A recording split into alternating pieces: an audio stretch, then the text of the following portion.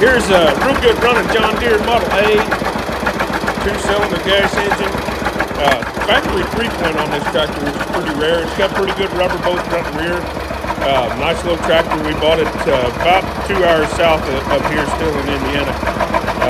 Got it with another tractor and some other things. So we're going to have this for sale right here. If you guys have any questions about it, we'll try our best to answer them. But we do not know much about these old antique tractors. So do your best and let us know if you're interested.